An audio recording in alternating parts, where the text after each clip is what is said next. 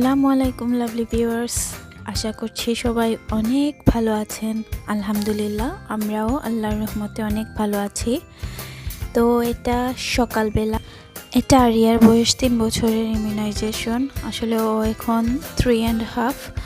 তো ভাইরাসের জন্য এবার সব কিছু ডিলে হয়ে গিয়েছে। তো এখন ও রেডি হয়ে গেছে, ওর আব্বুর সাথে যাবে। এইবার আসলে একজন গার্ডিয়ান অ্যালাউড করছে, তো প্যারেন্টস দুইজনকে যাবে না। তো ওর আব্বু ওকে নিয়ে যাচ্ছে। তো আমি এখন কিচেনে আসলাম। নিশ্চয়ই থাম্বনেল দেখেই বুঝতে পারছে না যে আমি কি রান্না করব। তো ভাবলাম আপনাদের সাথেও শেয়ার করি। এটা আসলে সিলেটের সিন্নিতে যে আখনিটা বানানো হয় ওইটার মতোই আমি ট্রাই করেছি বানানোর জন্য। তো খুবই মজা হয়েছিল, তার জন্য রেসিপিটা আপনাদের সাথে শেয়ার করছি। নিশ্চয়ই আপনাদের ভালো লাগবে আর আপনারা অবশ্যই ট্রাই করে দেখবেন। তো একটা প্যানে আমি 2 টেবিল চামচের মতো তেল নিয়ে নিব। আসলে তেলটা আপনারা আপনাদের আন্দাজ মতোই দিয়ে দিবেন। তো 2 কাপ পেঁয়াজ দিয়ে দিলাম। তারপর দিলাম 2-3টা তেজপাতা। তেজপাতাকে একটু ছোট করে দিয়ে দিবেন, তাহলে ফ্লেভারটা একদম আসবে।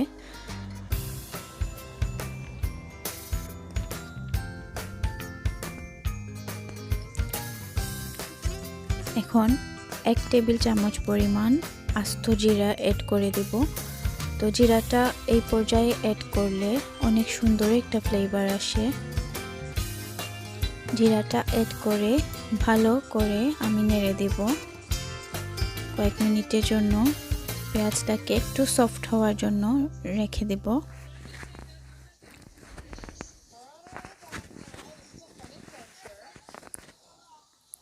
তো এখন দিয়ে দিলাম আমি 2টা এলাচির স্টিক আর 4-5টা দারুচিনি।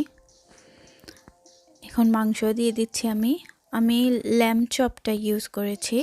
আপনারা চাইলে যে কোনো মাংস ইউজ করতে পারবেন, গরুর মাংস বা ছাগলের মাংস, মাটন, আপনাদের যা ইচ্ছা আর কি। তো আমি ভালো করে এগুলোকে মিক্স করে একটু ঢেকে রেখে দেব। মাংসটা সিদ্ধ হতে থাক আর এদিকে আমি একটু চা বানিয়ে নিচ্ছি। তো আমি আসলে কাজের ফাঁকে সবসময় চা খাই। আমার হাজব্যান্ড যেদিন বাসায় থাকে, আমি রান্নার সময়ও আমাকে চা বানিয়ে দেয়। আসলে ওর হাতের চা কিন্তু খুবই মজা। ওর বানানো চাটা আসলে আমি খুবই এনজয় করে খাই। তো এখানে আমি আমার সব মশলাটা দিয়ে দিয়েছি। আমি এখানে জিরা গুঁড়া 1.5 চা চামচ, মরিচের গুঁড়া 1 চা চামচ, হলুদ গুঁড়া 1/2 চা চামচ, ধনে গুঁড়া 1.5 চা চামচ আর গরম মশলা 1 চা চামচ দিয়ে, তারপর লবণ 3 টেবিল চামচ দিয়েছি। এই পর্যায়ে ঢেকে দিলাম। Well done. একটু খাচ্ছে না নানি, আরিয়া ব্রেভ হয়ে গেছে মাশাআল্লাহ। আমরা মাংসটাতে সিদ্ধ হওয়ার জন্য অল্প পানিও অ্যাড করলাম। তো এদিকে আমার মাংসটা সিদ্ধ হয়ে আসছে। তো চালও আমি ভিজিয়ে রেখেছি। এই যে এদিকে আয়ানা ওর কাপড় টাইডি করছে। আসলে আয়ানা মাশাআল্লাহ আমাকে সব জিনিস অনেক হেল্প করে।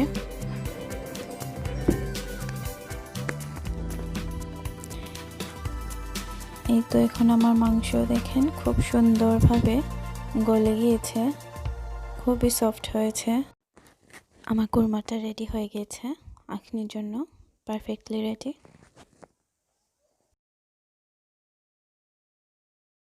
তো এখন আমি আমার চাল ভাজি করার জন্য এখানে পেঁয়াজ দিয়ে দিলাম 1 কাপের মতো। আমি ঘি দিয়েছি এখানে 3 টেবিল চামচ পরিমাণ। তো এখন আমি পেঁয়াজটা ব্রাউন হওয়ার পর আমি চালটা অ্যাড করে দিব। আমি চালের মধ্যেও 3 টিস্পুন লবণ দিয়েছি। যেহেতু আমি মাংসের মধ্যে আদা রসুন পেস্ট 2 টেবিল চামচ ইউজ করেছি, তার জন্য এখানে আর আমি আদা রসুন অ্যাড করব না। এখন আমি চালটাকে ভালো করে ভাজি করব। আসলে আখনির মেইন মজাটাই হচ্ছে চাল যত সুন্দরভাবে ভাজি হবে আখনিটা তত মজা হবে। তো আমি এখানে ক্যারট আর কাঁচামরিচ অ্যাড করে নিয়েছি। তো এগুলা সহ আমি একটু ভালো করে ভেজে নিব চালটা। আসলে আপনারা অবশ্যই ট্রাই করবেন, এটা খেতে খুবই মজা হয়। যে শিন্নির আখনি থেকে কোনো অংশে কম হয় না। তো আমি চালটা ভাজার পর আমি কুরমাটা অ্যাড করে নিচ্ছি আখনির। তো আমি হাফ কেজি চাল দিয়েছি, আপনাদের আগেও বলেছি। তো এখন আমি কুরমাটাকে ভালো করে মিক্স করে নিব।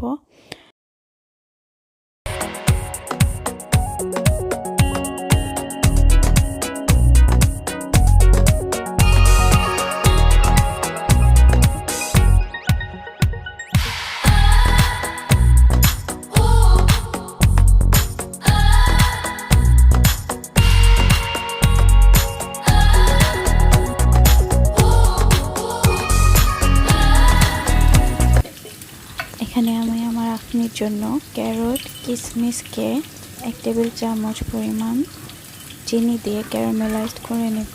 আসলে এভাবে আখনিতে দিয়ে খেতে খুবই মজা লাগে। আমি বেরেস্তার বদলে আজকে এটা ইউজ করছি। আমার একটা দেবরের গেমের চ্যানেল আছে, ওর নাম সিয়াম। তো আমি ওর গেমের চ্যানেলের লিঙ্কটা ডেসক্রিপশন বক্সে দিয়ে দিব।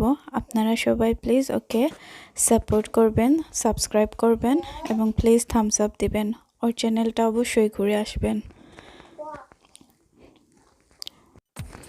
আমি হাফ কেজি চালের জন্য 1 কেজি পানি ইউজ করেছি। তো